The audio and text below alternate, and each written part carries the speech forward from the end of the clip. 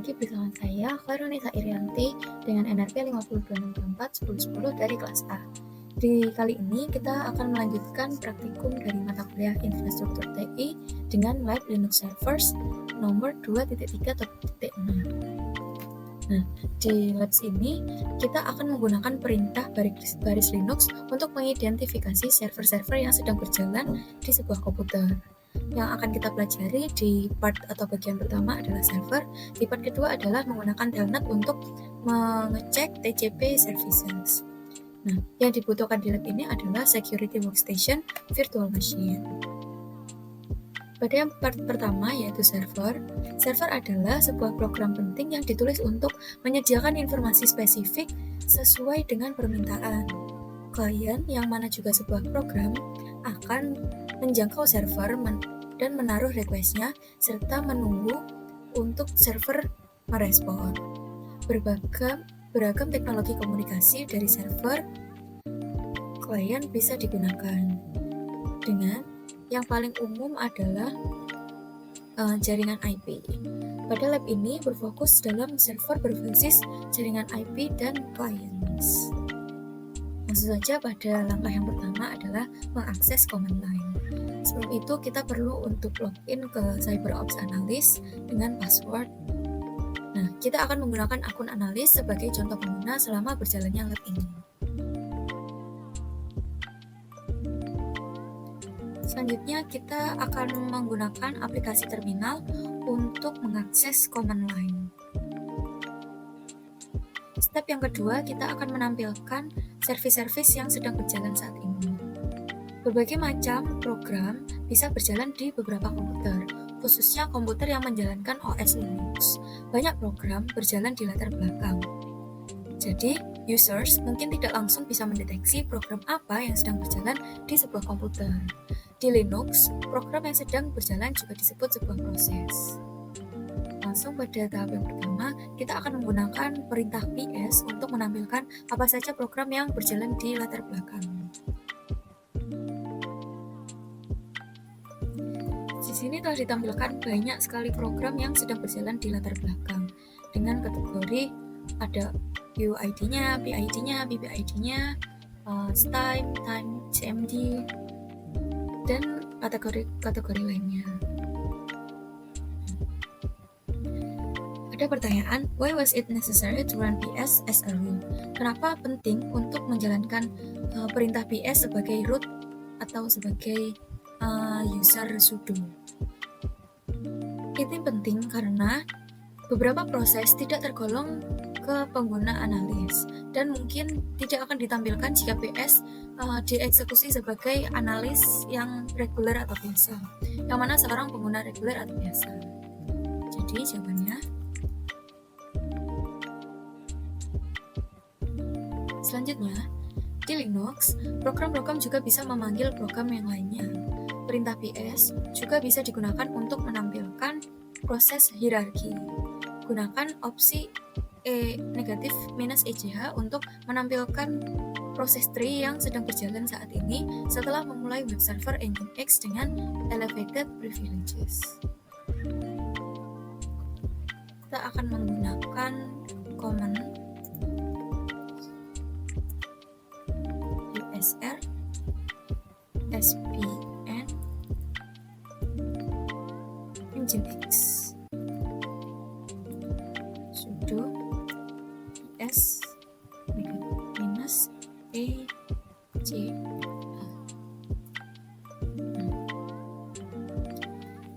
Di sini kita bisa langsung temukan bentuk hierarki atau proses tree. Juga ada service-service lainnya atau proses-proses lainnya.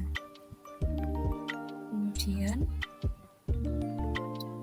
how is the process hierarchy represented by ps? Bagaimana proses hierarki direpresentasikan oleh perintah ps? Yaitu dengan adanya indentasasi atau tab-tab yang menjorok ke kanan ini.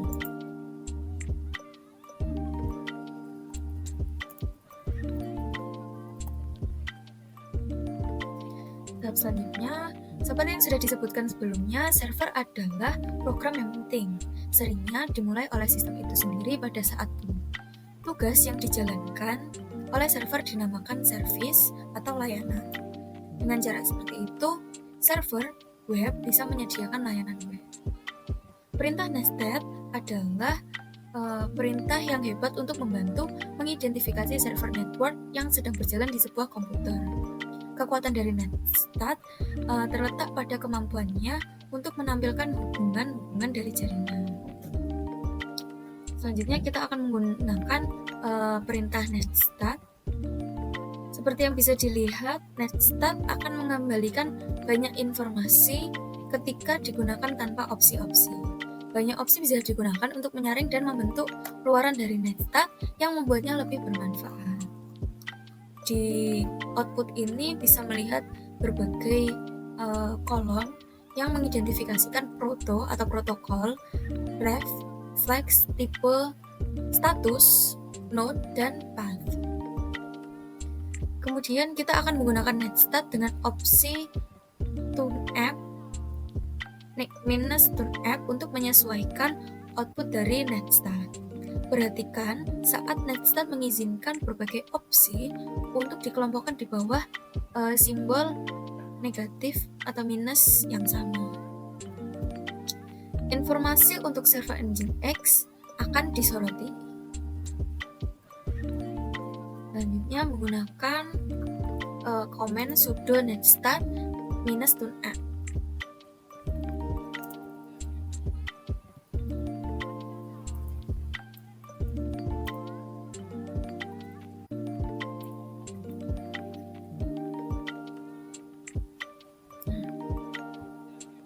Di sini banyak kolom-kolom untuk mengidentifikasi informasi-informasi dari status. Ada kolom protokol, yaitu yang berisi TCP, UDP, dan alamat lokal dengan konfigurasi seperti ini, dengan alamat asing, serta status, dan PID atau nama program. Kemudian pertanyaan, apa arti dari minus T, minus U, minus N, minus A, dan minus I, P opsi ini di nested? Kita akan menggunakan command man untuk melihat apa arti-arti dari opsi tersebut. Pertama ada man.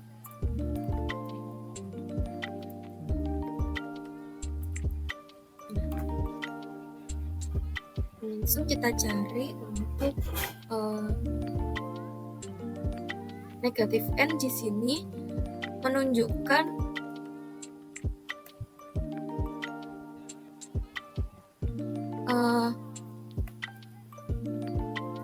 output angka yang bekerja tanpa DNS service port atau resolusi nama pengguna.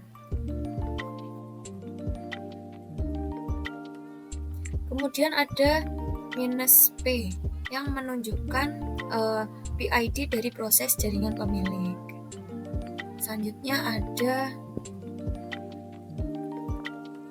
minus A untuk menampilkan kedua soket listen dan non-listening.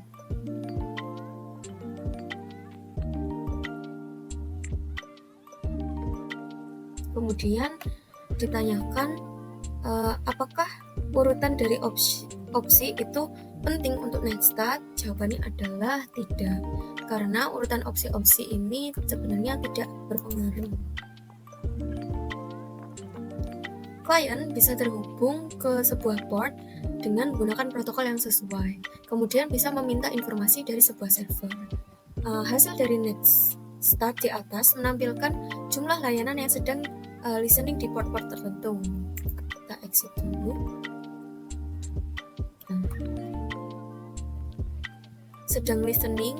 Layanan yang sedang listening di port-port tertentu. Kemudian ada penjelasannya di setiap kolom. Kolom yang pertama adalah menampilkan 4 lapisan dari protokol, yaitu TCP, TCP6, UDP, dan UDP6. Kemudian kolom yang ketiga menggunakan format untuk menampilkan alamat IP lokal dan port di mana server tertentu bisa dijangkau. Alamatnya seperti 127.0.0 dan lain-lain. Serta kolom yang keempat menggunakan format soket yang sama untuk menampilkan alamat dan port perangkat di ujung koneksi jarak jauh. Nah, IP address 0.0.0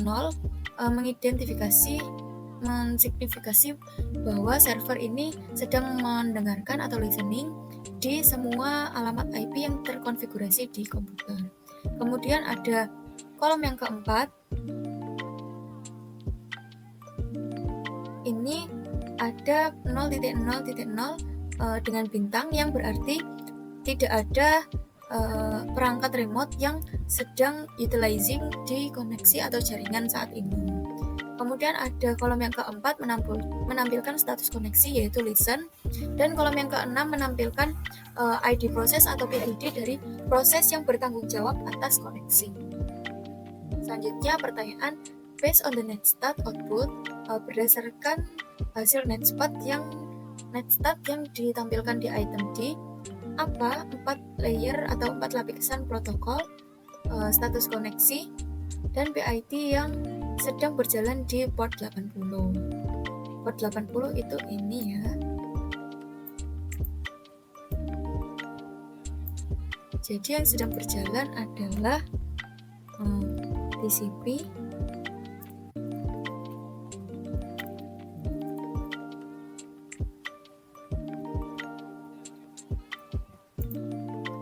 sementara kode port adalah hanya sebuah convention.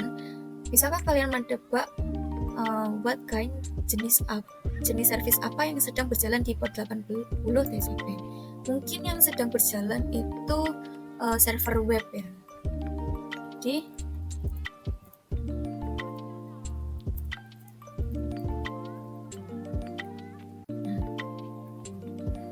terkadang ada baiknya untuk menyilangkan informasi yang diberikan oleh netstat dengan PS. Berdasarkan hasil dari item D, diketahui bahwa suatu proses dengan PID 39 terikat ke port TCP 80. Port 395 digunakan dalam contoh ini.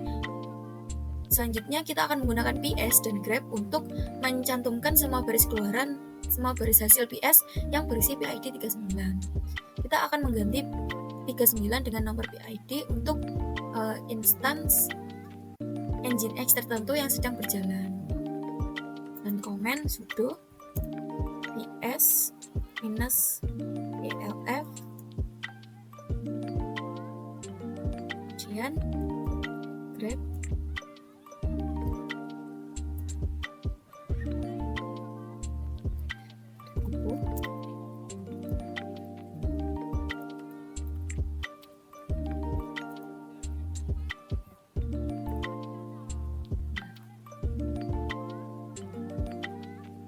Dari hasil ini, perintah PS disalurkan untuk melalui perintah grep untuk memfilter hanya baris yang berisi angka 395. Seperti ini, ada angka 395. Kemudian, baris pertama ini menunjukkan proses yang dimiliki oleh penggunaan root, kolom ketiga, root dimulai oleh proses lain dengan PID 1. Kolom kelima. Baris kedua menunjukkan proses dengan PID 396 yang dimiliki oleh pengguna HTTP dimulai dengan proses 395 pada pukul 19.33. Kemudian baris ketiga menunjukkan proses yang dimiliki oleh pengguna analis dengan PID 37989 dimulai oleh proses dengan PID 1872 dengan perintah grep 395.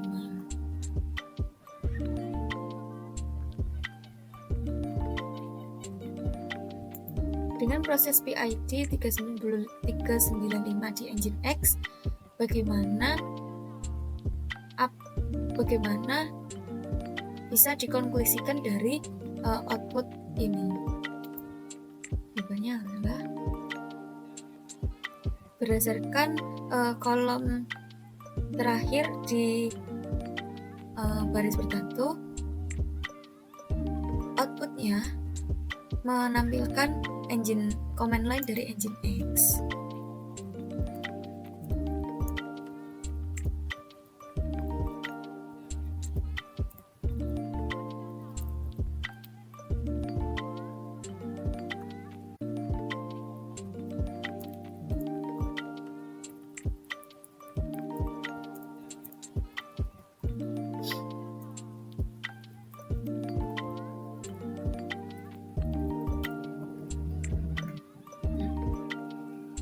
Kemudian, apa sih Nginx itu dan apa fungsinya?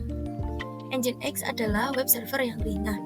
Pencariannya cepat di Google, sangat membantu untuk menemukan informasi tentang proses yang tidak dikenal.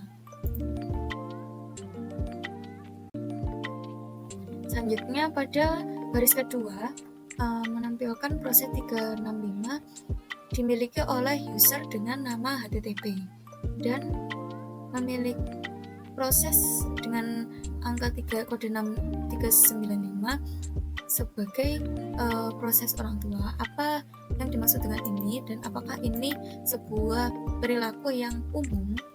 Nah, ini berarti bahwa Nginx memulai proses 395 dengan nama pengguna HTTP.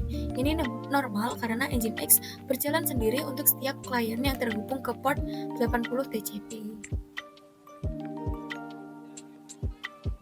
Selanjutnya, kenapa baris terakhir menunjukkan grep 395? Karena grep 395 digunakan untuk memfilter keluaran BS. Saat keluaran dikompilasi, grep 395 masih berjalan dan oleh karena itu ia muncul dalam daftar.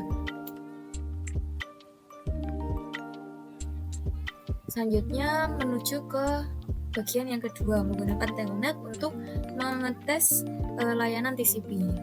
Telnet adalah aplikasi shell jarak jauh yang sederhana. Telnet dianggap tidak aman karena tidak menyediakan enkripsi. Administrator yang memilih menggunakan Telnet untuk mengelola perangkat jaringan dan server dari jauh akan mengekspos kredensial login ke server tersebut, karena Telnet akan mengirimkan data sesi dalam bentuk teks biasa. Meskipun Telnet tidak direkomendasikan sebagai aplikasi sel jarak jauh, aplikasi ini sangat berguna untuk menguji dan mengumpulkan informasi tentang layanan TCP dengan cepat. Protokol Telnet beroperasi pada port 23 untuk menggunakan TCP secara default. Namun, klien Telnet memungkinkan port yang berbeda untuk ditentukan. Dengan mengubah port dan menghubungkan ke server, klien Telnet memungkinkan analisis jaringan untuk menilai sifat server tertentu dengan cepat dengan berkomunikasi langsung dengannya. Langsung saja ke tahap yang pertama. Pada bagian 1, Nginx ditemukan berjalan dan ditetapkan ke port 80 TCP. Meskipun pencarian cepat di internet mengungkapkan bahwa Nginx adalah server web yang ringan, bagaimana seorang analis dapat yakin akan hal itu? Kemudian bagaimana jika seseorang penyerang mengubah nama program malware menjadi Nginx hanya agar terlihat seperti server web yang populer? Maka kita akan menggunakan Telnet untuk terhubung ke host lokal pada port 80 TCP dengan komen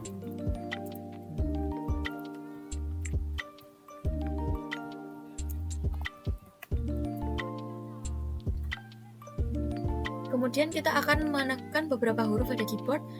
Tombol apapun bisa digunakan. Setelah beberapa tombol ditekan, tekan enter. Tetapi di sini kita akan menggunakan FDSAF.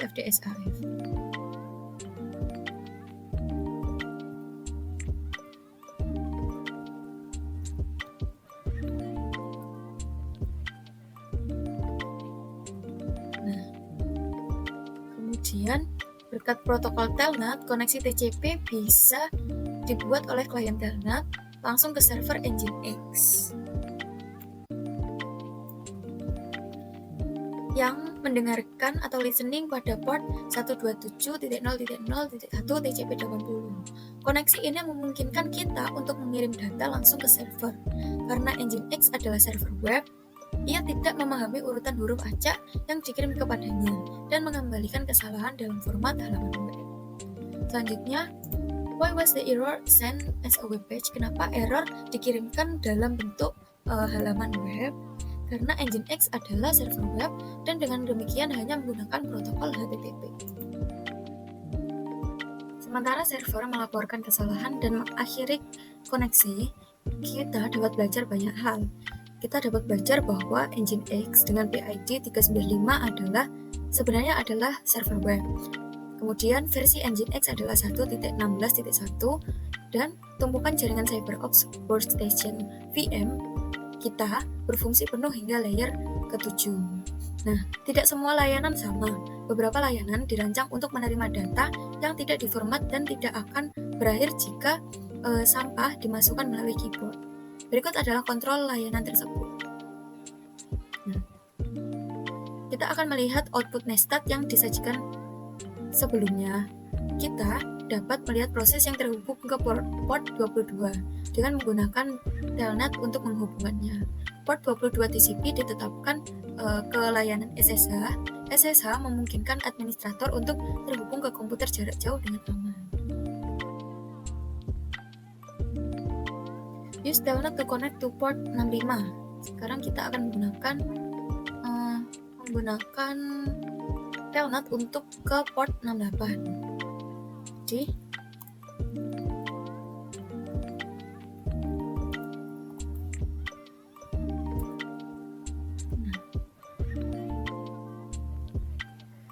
jawabannya adalah unable to connect atau tidak dapat terhubung karena koneksi ditolak. Telnet adalah protokol berbasis TCP yang tidak dapat terhubung ke port UDP. Selanjutnya kita masuk ke reflection question. Apa keuntungan dari menggunakan Netstat? Keuntungan dari menggunakan Netstat sendiri, Netstat memungkinkan analis untuk menampilkan semua koneksi yang saat ini ada di komputer. Alamat sumber dan tujuan, port, dan ID proses juga dapat ditampilkan, memberikan gambaran singkat tentang semua koneksi yang ada di komputer.